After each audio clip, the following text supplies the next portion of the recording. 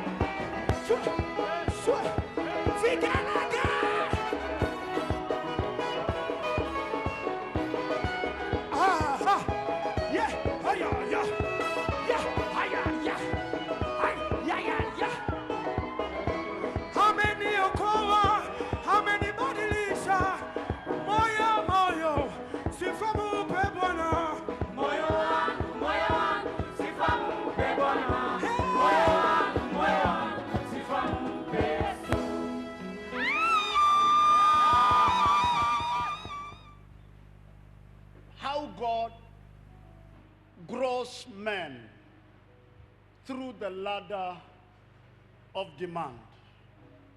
Everywhere you saw God walk with a man, everywhere you saw God establish himself among men in terms of family, nations, individuals, the men and women that are written in this book called the Bible became what they are through the ladder that was established of God on what we term as a demand of growth.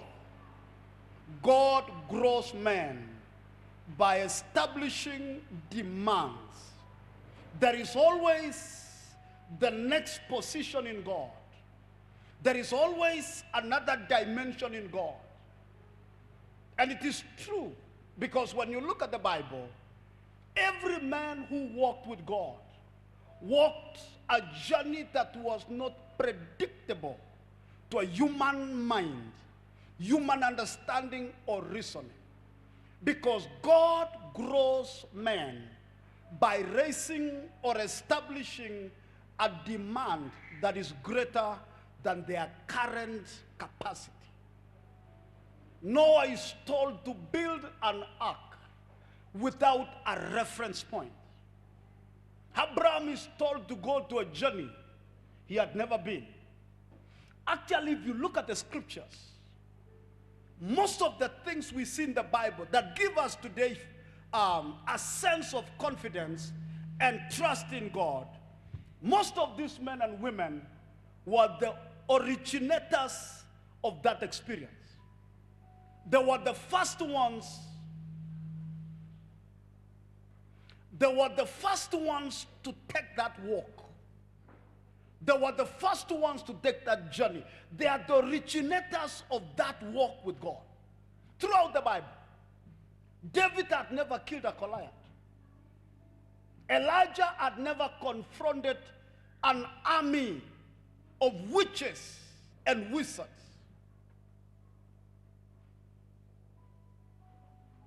Peter had never walked on water. The men we read today, the women we read today in the Bible, from the scriptures, they are a foundation that we look up to. And by their walk with God, we derive our faith. When we look at these men and women in the Bible, our faith is quickened by the understanding that man can walk with God from nothing to something that the next generation can read from. When we look at the lives of this man, both in leadership, family, and it cuts across. We hear of kings, we hear of families, we hear of widows, we hear of girls and boys, we hear of children. We read about people like Joseph, that in his tender age, he was able to overcome bitterness, revenge, that he didn't take a grudge against his brothers. We read about people like David from a tender age. And today, we want to become what we read about them. But I want you to know, they grew courtesy of demand. If you come to our normal life, go to institutions, governments, families, churches, people grow through set standards, demands. Companies have something like this: targets. So a company grows through targets. It's raising a demand, a standard above the norm. I've never seen one great institution that grows by stagnance. And I think we talked about it last week. What you have achieved currently is no longer news. You hear of statements like this: 2030 vision. You hear people talk about what projections they have for the next remaining 6 months. Last week I called my staff and I said, everybody, give me a picture of where we've been in the last 6 months and where are we going for the remaining 6 months. I've read through what they wrote.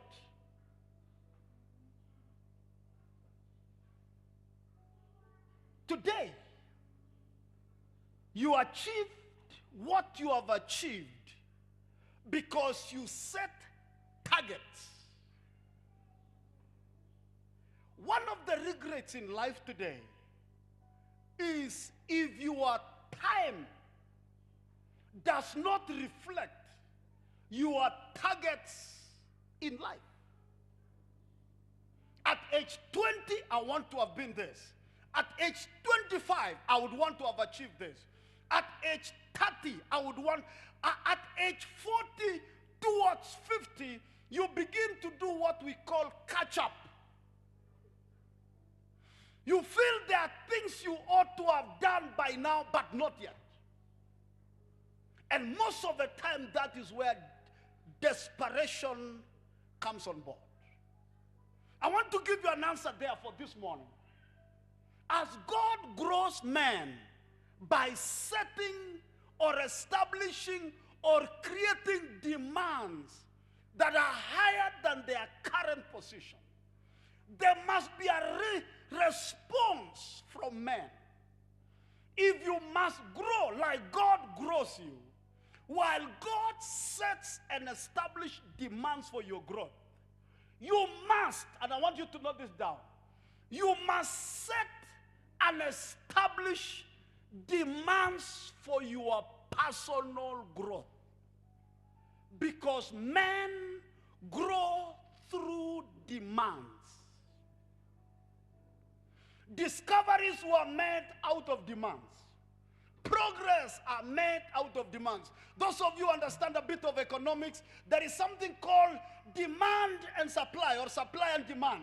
That there is always something that must provoke your creativity.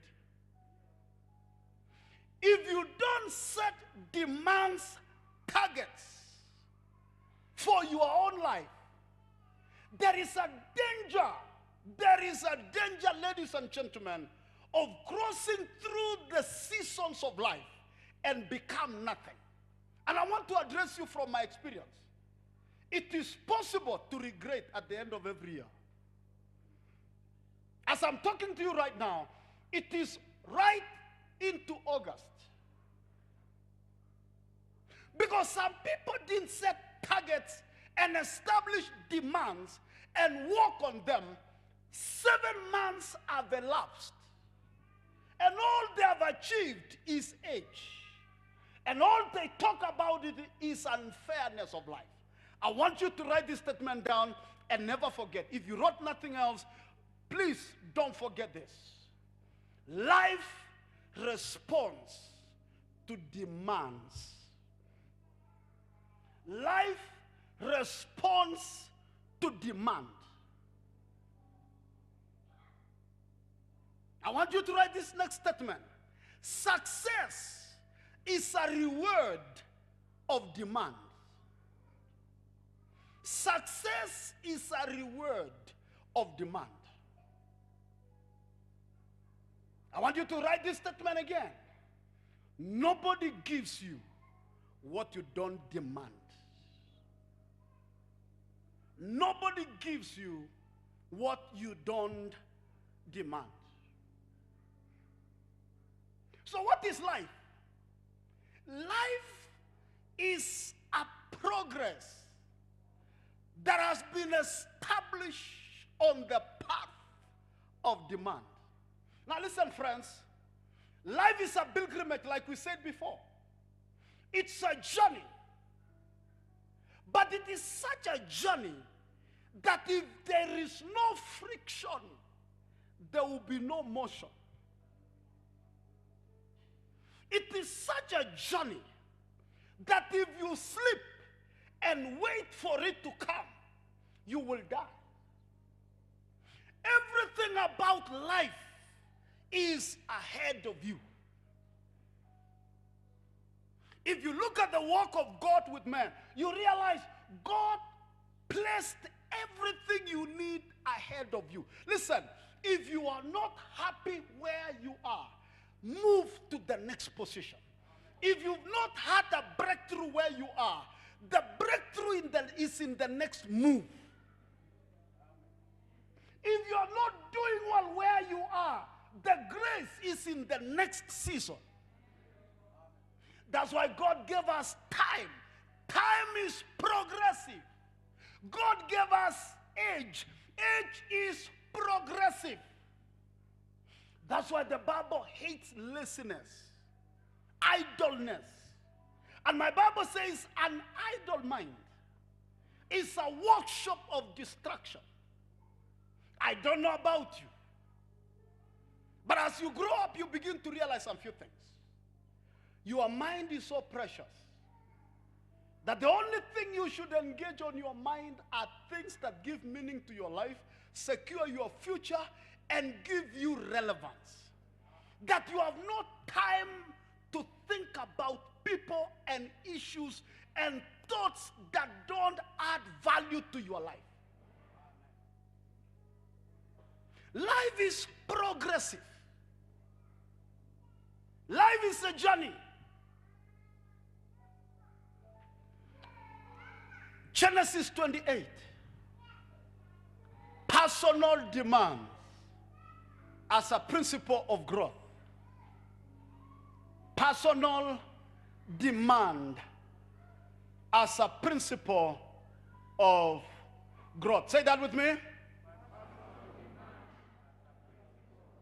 Say it louder.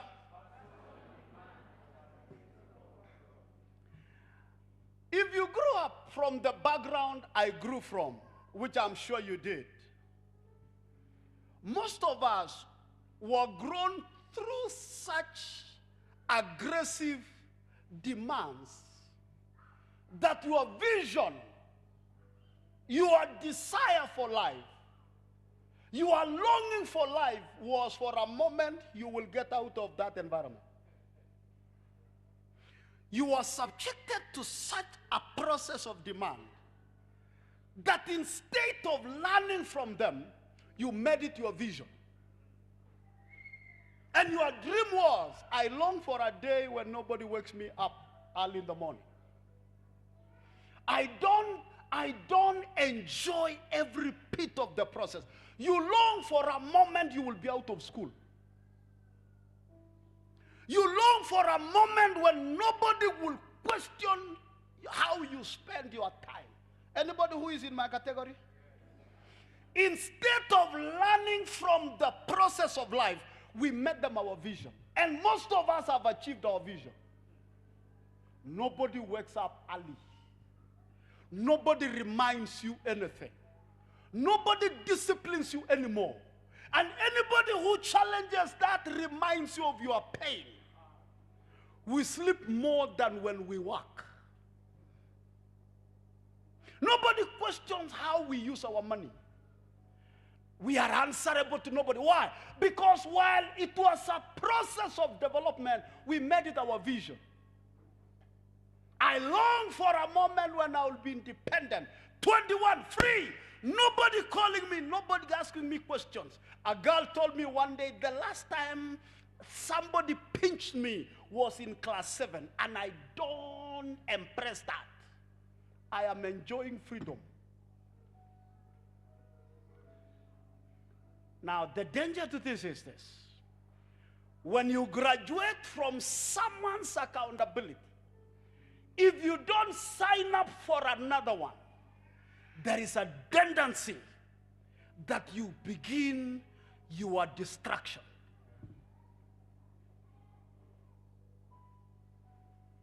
Personal demands. Jacob had an experience on his walk with God. But before the experience, look at the demand the father established. His father, who was Isaac, had 2 sons, which are a principle of the New Testament of what God is doing. And one day he wanted to bless his children. And he called and said, hey, Esau, I want to bless you, but I want you to bring me something to satisfy my hunger. And the mother of course overheard and, talked to Jacob into the issue. And Jacob did what he did, cooked a meal. The mother helped him to cook the meal, gave it to the father. And by that demand, the father blessed. And I'm coming to that. That Jacob was blessed out of meeting a demand that had been established by his father. But he went on a journey, away from his parents, away from his family. In the course of his journey, Jacob encountered God.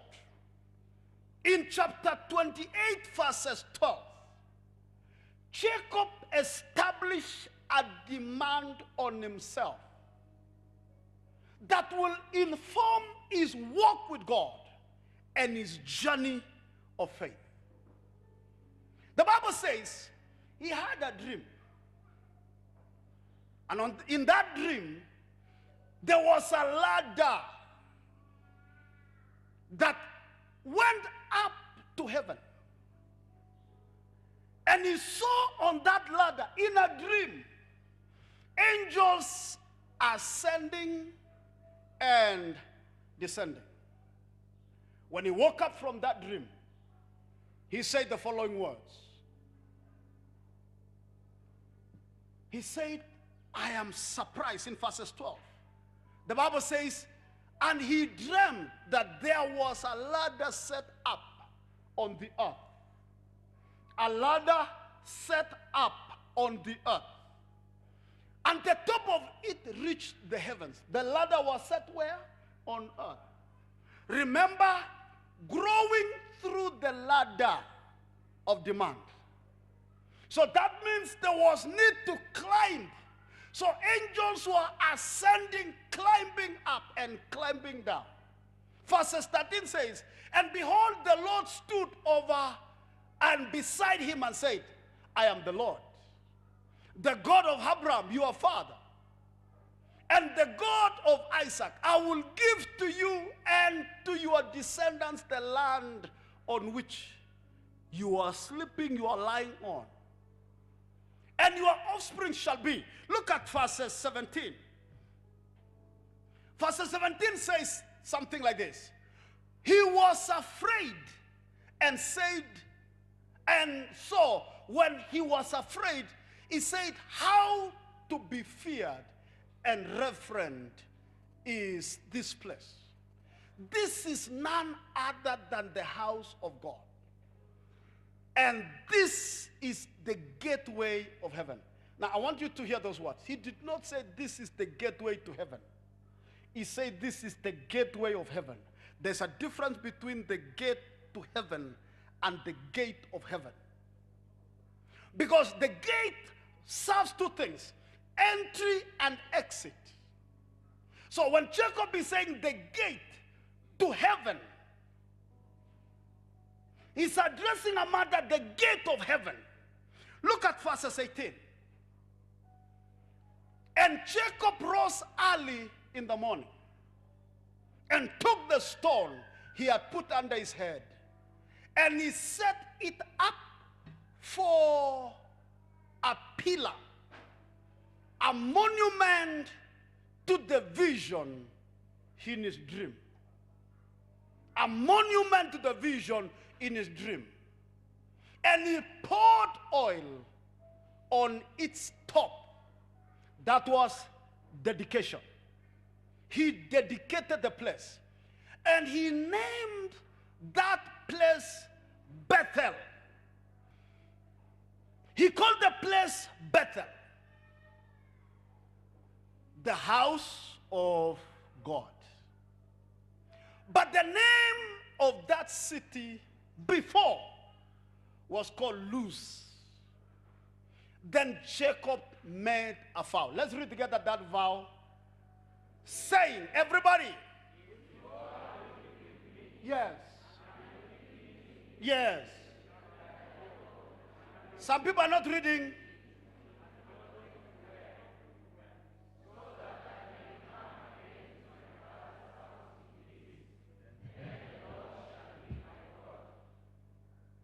Now listen. Listen. When Jacob rose up, he said, this is the gate of heaven. He took the oil, raised a monument, a memorial,